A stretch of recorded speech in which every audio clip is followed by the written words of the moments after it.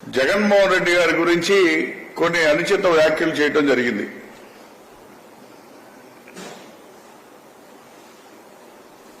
ఒక ఏలెత్తి చూపించేటప్పుడు ఆ గురిగింది కింద ఏముందో తెలుసుకొని మాట్లాడాలా. జగన్ గారి గురించి వైఎస్ జగన్మోహన్ రెడ్డి అంటే మేము భయపడాలా? జగన్మోహన్ రెడ్డి గారు ఏలెత్తి జనాల్ని భయపెడతా ఉన్నారు. నేను చంద్రబాబు నాయుడు నమస్కారాలతో ఓట్లు అడుగుతా ఉన్నామని చెప్తా ఉన్నాడు. సంస్కారం అనేది ముందు చంద్రబాబు నాయుడిని పవన్ కళ్యాణ్ని జగన్మోహన్ రెడ్డి గారిని చూసి నేర్చుకోమని చెప్పి మీ ద్వారా నేను తెలియజేస్తా ఉన్నా. పవన్ కళ్యాణ్ చేసేటువంటి వేషాలు, పవన్ కళ్యాణ్ చేసేటువంటి నటనలు 2014 నుంచి ప్రజలు చూస్తా ఉన్నారు. చిరంజీవి గారు పార్టీ పెట్టారు. రాజకీయానికి నాకు సరిపోదు అనుకొని ఆయన సరిపెట్టుకున్నారు. కానీ 2009 నుంచి ఈ రాష్ట్ర ప్రజల మీద, కాపుల మీద పవన్ కళ్యాణ్ కక్ష కట్టినటువంటి పరిస్థితి ఈరోజు కనపడతా ఉంది. ఎందుకు కనపడతా ఉందంటే 2009లో మా అన్నయ్యకి ఓటేయలేదు. 2014, 19లో నేను నుంచున్న చోట కూడా 2 చోట్ల కూడా ఓడించారు కాపులు అనే ఒక దాన్ని,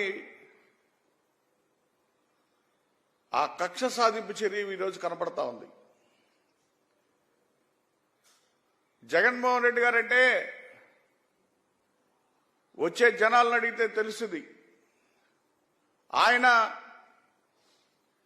పరిపాలనలో ఎక్కడైనా లోపం ఉంటే నన్ను నమ్మితేనే మీ అందరూ కూడా పరిపాలనలో నన్ను నమ్మితేనే మీరు ఓటేయండి అని చెప్పి బహిరంగ మీటింగుల్లో చెప్తా ఉన్నాడు. మీరు ఒక్క మొక్క మేము ఇది చేస్తాం, ప్రజలకి ఇది చేశాం, మాకు ఓటేయండి అన్న రోజుందా? కేవలం సభల్లో ఊగిపోయి బూతులు మాట్లాడతా. నిన్న ఏం మాట్లాడుతా ఉన్నాడు పవన్ కళ్యాణ్? కష్టం వచ్చినా, కన్నీళ్లు వచ్చినా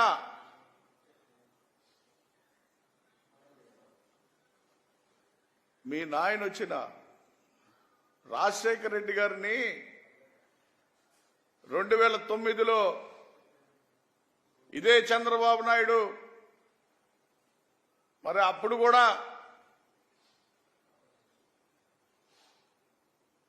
పిఆర్పి పార్టీ పెట్టించి అప్పుడు కూడా జరిగింది వైఎస్ రాజశేఖర రెడ్డి గారి మీద కూడా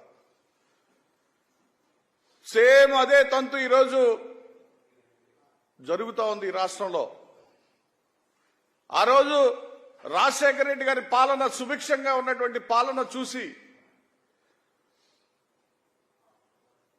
ఉప్పెనల్లాగా వచ్చినటువంటి పరిస్థితుల్లో ఉన్నా కూడా జనం రాజశేఖర రెడ్డి గారికి ఓటేశారు. ఆ రోజు చిరంజీవి గారు ఒక మహానటుడు. అటువంటి ఉప్పెనలో కూడా వైఎస్ రాజశేఖర రెడ్డి గారి సంక్షేమ పాలన, అభివృద్ధి పాలన, ఆయన పాలన పట్టే ప్రజలందరూ కూడా ఓటేయటం జరిగింది. ఈరోజు సేమ్ అదే జరుగుతూ ఉంది. జగన్మోహన్ రెడ్డి గారి యొక్క పాలన చూసి భయపడి పారిపోయింది ఎవరు? ఈ రాష్ట్రంలో 4 సంవత్సరాలు ఎటుపోయారు చంద్రబాబు నాయుడు కానీ, పవన్ కళ్యాణ్ కానీ, లోకేష్ గాని. మళ్ళీ సభల్లో ఏం మాట్లాడుతూ ఉన్నారు? మేము కష్టం వచ్చినా, కన్నీళ్లు వచ్చినా మేము ఇక్కడే ప్రజల్లో ఉంటామని చెప్తా ఉన్నారు. సిగ్గుట్ లేదా అని చెప్పి నేను అడుగుతా ఉన్నా. కేవలం నీ నటన చాతుర్యాన్ని ఈరోజు బయట పెడతా ఉన్నావు. పార్టీని వదిలేశావు, కులాన్ని వదిలేశావు, రాజకీయాన్ని వదిలేశావు. చంద్రబాబు నాయుడికి పెయిడ్ ఆర్టిస్ట్గా ఈ రాష్ట్రం అంతా తిరుగుతా ఉన్నావు.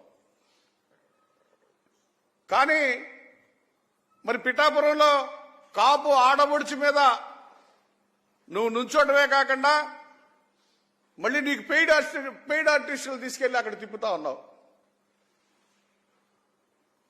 ఎందుకు నీకు అంత భయం? నువ్వు నుంచున్న దగ్గరే పెయిడ్ ఆర్టిస్టులు తీసుకెళ్లి నీ క్యాంపెయిన్ చేయించుకునే పరిస్థితికి వస్తే అది జగన్మోహన్ రెడ్డి గారు అంటే. దట్ ఈజ్ జగన్మోహన్ రెడ్డి గారు.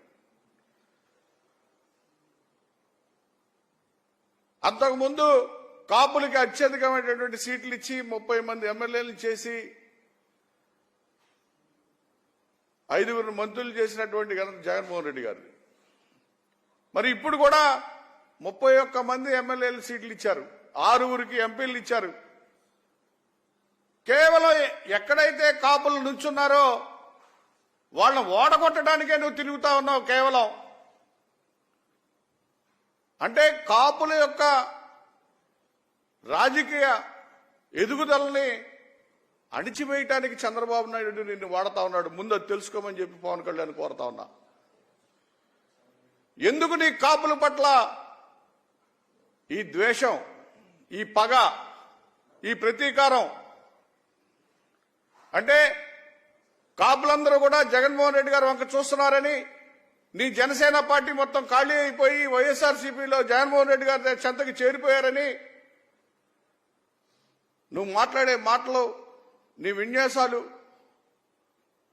నీ నటన బయటపడతా ఉంది. నీ ఆర్టిస్టు అనే దానికి అర్థం ఈరోజు ప్రూవ్ చేస్తా ఉన్నావు.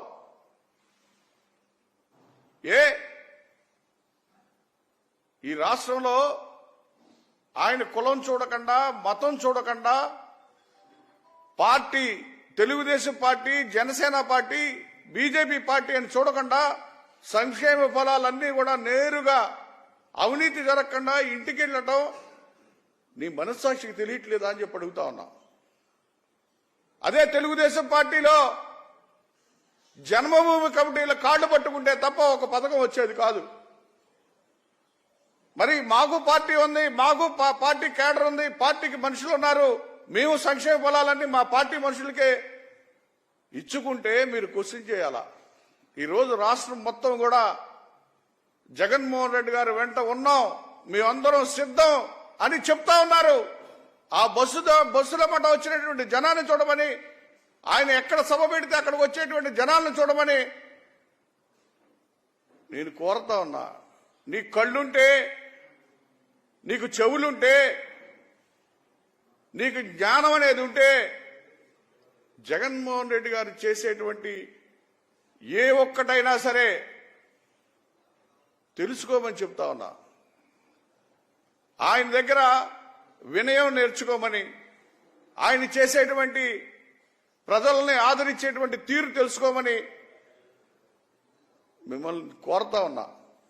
ఎందుకంటే చంద్రబాబు నాయుడు అనేవాడు ఈ రాష్ట్ర ప్రజలకు కానీ, రాష్ట్ర పరిపాలనలో కానీ, ఏ ఒక్క సంక్షేమంలో కానీ, అభివృద్ధిలో కానీ ఏ రోజు కూడా నాది అనే మార్క్ అనేది లేదు. కేవలం కుటుంబాలను విడదీయటం, పార్టీలో ఉన్నటువంటి నాయకులను విడదీయటం, వాళ్ళందరినీ కూడా రోడ్డు మీదకి తీసుకొచ్చి వాడుకోవటం తప్ప కక్షపూరితమైనటువంటి రక్త చరిత్ర కలిగినటువంటి వ్యక్తి చంద్రబాబు నాయుడు. ఎందుకంటే ఈ రాష్ట్రంలో కాపుల్ని అణిచివేసినటువంటి చరిత్ర ఉన్నటువంటి నాయకుడు చంద్రబాబు నాయుడు. వంగవీటి మోహన్ రంగా గారి కాడి నుంచి ఈ రోజు ముద్రగడ్డ పద్మనాభం గారి వరకు రంగాగారి కుటుంబాన్ని రాజకీయంగా లేకుండానే చేసేశావు. కానీ నువ్వు మాట్లాడే తీరు ఒక్కసారి ఆలోచించమని చెప్పి కాపు సోదరులను కానీ రాష్ట్ర ప్రజలను కానీ చూస్తా ఉన్నా. జెండాలన్నీ జతకట్టి మీరు జగన్మోహన్ రెడ్డి గారి మీదకి వస్తా ఉన్నారు. కానీ జగన్మోహన్ రెడ్డి గారు కులాలన్నిటినీ కూడగట్టుకొని వాళ్ళ సంక్షేమ యోగాలని తెలుసుకొని వాళ్ళకన్నిటినీ చేరువ చేసి ఆయన ప్రజల్లోకి వస్తా ఉన్నారు. అది తెలుసుకోమని చెప్తా ఉన్నా. ఆయన ప్రతిపక్ష నాయకుడిగా ప్రజల్లోనే ఉన్నారు. ఈరోజు అధికార పాలనలో కూడా ప్రజల్లోనే ఉన్నారు జగన్మోహన్ రెడ్డి గారు. నిరంతరం పేద బడుగు బలహీన వర్గాల్లో మరి అగ్రవర్ణాల్లో ఉన్నటువంటి ప్రతి కులంలో కూడా దాంట్లో ఉన్న పేదలకి మనం ఏం చేయాలి అని ఒక ఆలోచన చేసినటువంటి వ్యక్తి జగన్మోహన్ రెడ్డి గారు. ఈరోజు భారతదేశం అంతా కూడా జగన్మోహన్ రెడ్డి గారు ఒక చూస్తా ఉంటే మీ ఒన్నులో ఒడుగు పుట్టి జగన్మోహన్ రెడ్డి గారి ఫోటో చూస్తేనే భయపడతా ఉన్నారు. ఆ భయంలో మీరేం మాట్లాడుతూ ఉన్నారంటే ఆయనలో వేరే చెప్పడానికి లేక అవినీతి అంట, స్కాములు జరిగిపోయినాయి అంట, ఇక్కడ రౌడీ పాలనట. దానికి అర్థం ఏంటో తెలుసా పవన్ కళ్యాణ్? నేను అడుగుతా ఉన్నా, నీకు కళ్ళుంటే నీకు జరిగిపోయిన చరిత్ర గురించి చెప్పాలంటే రాక్షస పాలన జరిగింది చంద్రబాబు నాయుడు హయాంలోనే. జన్మభూమి కమిటీలు చేసినటువంటి నిర్వాకాలు, క్లబ్బులు, ఇక్కడ కాల్మనీలు, సెక్స్ రాకెట్లు, భూ కబ్జాలు, ప్రతి ఒక్క స్కీమ్ వెనకాల ఒక స్కామ్ ఉండేది. కేవలం ఆ పార్టీ మనుషులే ఉండేవాళ్ళు. కానీ జగన్మోహన్ రెడ్డి గారి పరిపాలనలో స్కాములు లేవు, అవినీతి లేదు. బటన్ నొక్కితే నేరుగా అకౌంట్లోకి వెళ్ళి వాళ్ళకి జమపడి ఎవరైతే లబ్ధిదారులు ఉన్నారో వాళ్ళని అకౌంట్లోకి నేరుగా పంపించేటువంటి ఘనత జగన్మోహన్ రెడ్డి గారు. ఈ సుభిక్షమైన పాలన కోరుకోబట్టే ప్రజలందరూ కూడా ఉవ్వెత్తున ఈ రోజున జగన్మోహన్ రెడ్డి గారు ఎక్కడికి వెళ్తే అక్కడ జైలు కొడతా ఉన్నారు. అది చూసి తట్టుకోలేక ముద్రగడ్డ గారి కుటుంబంలోంచి ఒకళ్ళని, ఆఖరికి షర్మిలమ్మను కూడా మార్చినటువంటి ఘనత చంద్రబాబు నాయుడుది. ఇటువంటి వ్యక్తులని అన్ని కులాలు ఆలోచించమని చెప్పి కోరుతా ఉన్నా. జగన్మోహన్ రెడ్డి గారికి ముందు మనం వాళ్ళ అవినీతిని కానీ వాళ్ళని కానీ ఎండగట్టలేకపోయాం. కానీ ఈరోజు జగన్మోహన్ రెడ్డి గారు అణువణువున వాళ్ళు చేసినటువంటి దుర్మార్గాలు బయటికి తీసి, వాళ్ళు చేసినటువంటి అన్ని కూడా బయటికి తీసి, వాళ్ళు చేసినటువంటి స్కామ్స్ లో కానీ, భూముల్లో కానీ, పేపర్లలో కానీ ఈ రాష్ట్రాన్ని దోచుకు తినేసినటువంటి విధానాన్ని బయటికి తీసితే ఈరోజు భయపడతా ఉన్నారు, వణుకు పడతా ఉంది. ఇంకా మళ్ళీ జగన్మోహన్ రెడ్డి గారు మళ్ళీ ముఖ్యమంత్రి అయితే మొత్తం మన ఆ స్కాములన్నీ కూడా, మన భూములన్నీ కూడా, మనం సంపాదించిన భూములన్నీ కూడా బయట పెడతాడని భూ హక్కుల గురించి మాట్లాడుతూ ఉన్నారు. ఆయన తీసుకొచ్చినటువంటి చట్టాలు చూసి భయపడతా ఉన్నారు. అంతేగాని ఈ రాష్ట్రంలో జగన్మోహన్ రెడ్డి గారు అంటే రాజశేఖర రెడ్డి గారు, 10 మంది రాజశేఖర రెడ్డి గారు కలిస్తే జగన్మోహన్ రెడ్డి గారు ఈరోజు. ఇది ఎందుకు చెప్తా ఉన్నానంటే ప్రతి పేదవాడు కోవిడ్లో ఏ విధంగా బతికారు, ఈరోజు సుభిక్షంగా గుండె మీద చేసుకొని పేద బడుగు బలహీన వర్గాల పిల్లలు ఉన్నత చదువులు చదువుకునే స్థాయికి వెళ్లారు అంటే జగన్మోహన్ రెడ్డి గారు. ప్రతి ఒక్క వ్యక్తికి గూడు వచ్చిందంటే జగన్మోహన్ రెడ్డి గారు. ఆయన యొక్క పాలన అంత సుభిక్షంగా ఉంటే నీతిమాలని మాటలు మాట్లాడుకొని కులాన్ని తాకట్టు పెట్టినటువంటి నువ్వు కూడా జగన్మోహన్ రెడ్డి గారు ఎంచే స్థాయికి వస్తే కబడ్దార్ పవన్ కళ్యాణ్. ఇక రాను రోజుల్లో కాపు ఆడపిల్లలు కూడా నిన్ను సహించేటువంటి పరిస్థితులు లేరు. ఎందుకంటే ఇప్పటికే హీనమైనటువంటి పరిస్థితికి వచ్చేసావు. ఇంకా ఉన్నది కూడా తాకట్టు పెట్టుకొని మిగిలిన బ్యాలెన్స్ కూడా క్యాష్ చేసుకుందామని నువ్వు చెప్పే మాటలకి మేము సహించమని చెప్పి మీ ద్వారా నేను తెలియజేస్తా ఉన్నా.